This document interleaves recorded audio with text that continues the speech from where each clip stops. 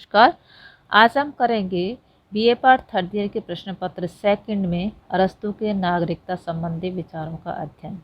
अरस्तु ने अपनी कृति पॉलिटिक्स की तीसरी पुस्तक में नागरिकता संबंधी विचार प्रकट किए हैं। अरस्तु ने कहा है कि राज्य नागरिकों के मेल से बनता है। उसने सर्वप्रथम यह बतलाया है कि कौन नागरिक नहीं हो सकते।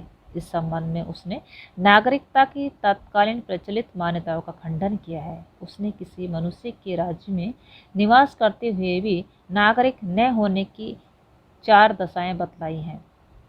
पहला, राज्य के किसी स्थान विशेष में निवास करने मात्र से नागरिकता नहीं मिल सकती, क्योंकि स्त्री, बच्चे, दास और विदेशी जिस राज्य में रहते हैं उन्हें वहां का नागरिक नहीं माना जाता। दूसरा, किसी पर अभियोग चलाने का अधिकार रखने वाले व्यक्ति को भी नागरिक नहीं माना जा सकता, क्योंकि संधि द्वारा यह अधिकार विदेशियों को भी दिया जा सकता है।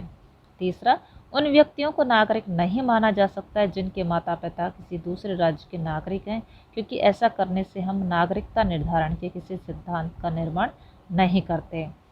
चौथा, निष्कासित तथा मताधिकार से वंचित व्यक्ति भी राज्य के नागरिक नहीं हो सकते। अरस्तु नागरिकता की परिभाषा देते हुए कहते हैं कि नागरिक वही है जो न्याय व्यवस्था एवं व्यवस्थापिका के एक सदस्य के रूप में भाग लेता है, दोनों में या एक में, क्योंकि ये दोनों ही प्रभु सत्ता के मुख्य कार्य हैं। अरस्तु की इस परिभाषा से 2 विशेषताएं इंगित होती हैं।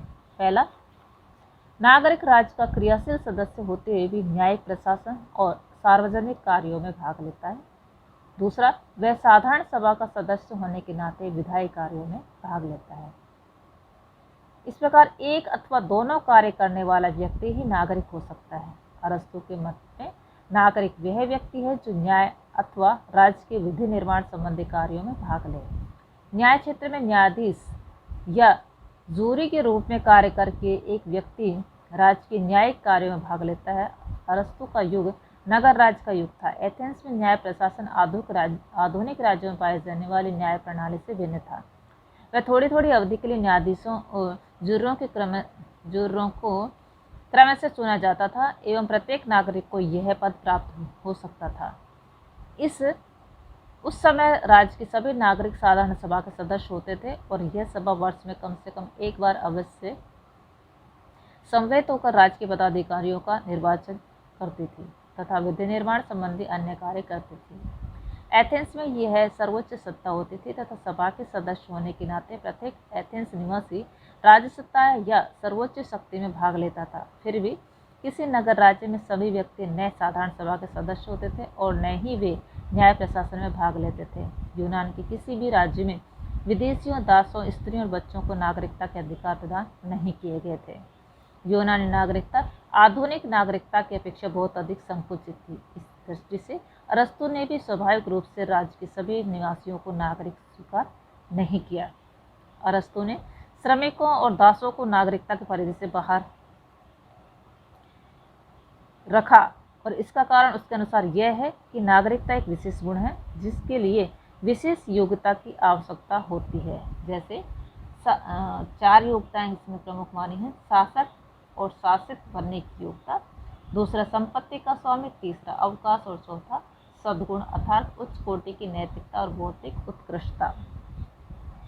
नीति निर्माण और न्यायिक कार्यों में भाग लेने के लिए विशेष ऊंचे नैतिक और बौद्धिक स्तर की आवश्यकता होती है। यह गुण प्रत्येक निवासी में नहीं पाया जाता।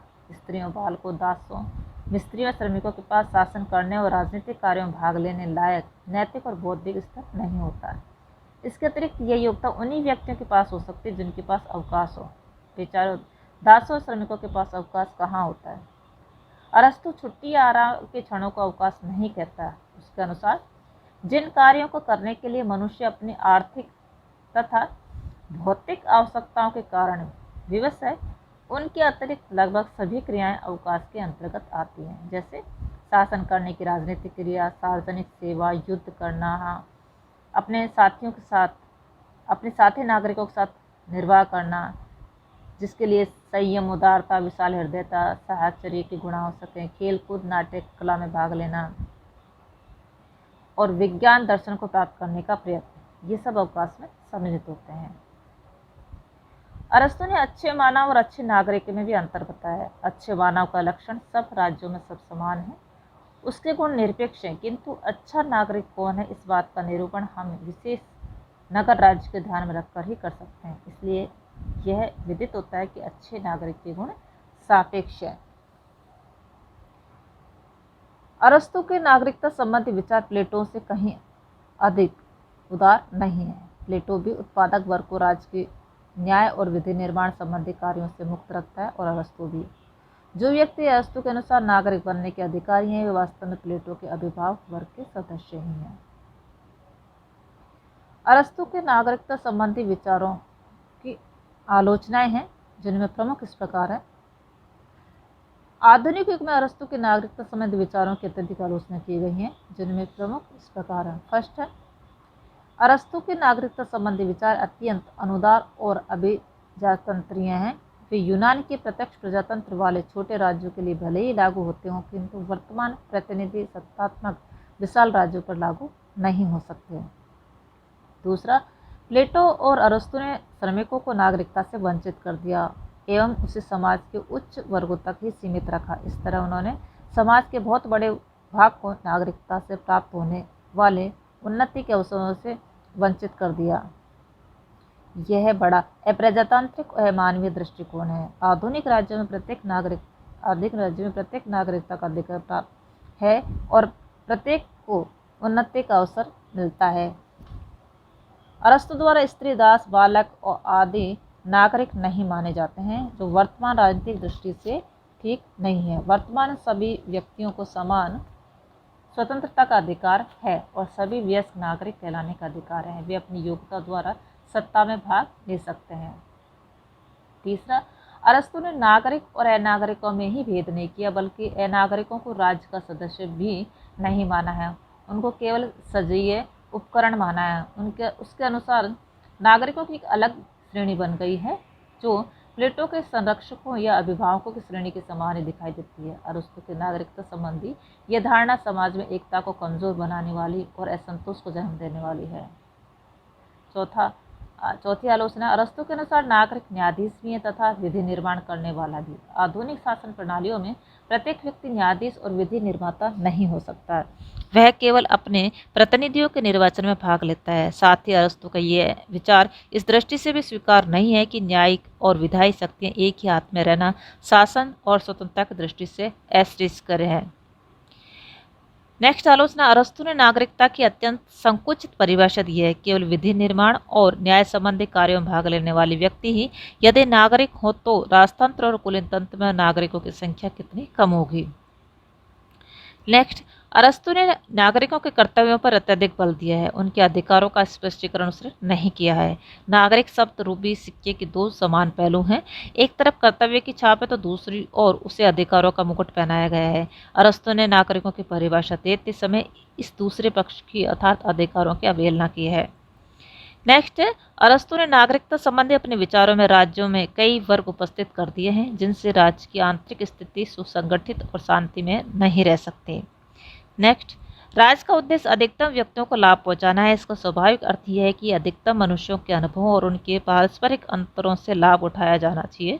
यदि नागरिकता केवल उन्हीं व्यक्तियों को प्रदान की जाती है जिनके पास धन होने के कारण पर्याप्त अवकाश है और ऐसे ही व्यक्ति शासन कार्य में भाग लेते हैं, तो इसमें कोई संदेह नहीं कि ऐसे कानून अधिकतम संख्या में बनेंगे जो धनी वर्ग के पक्ष में हों।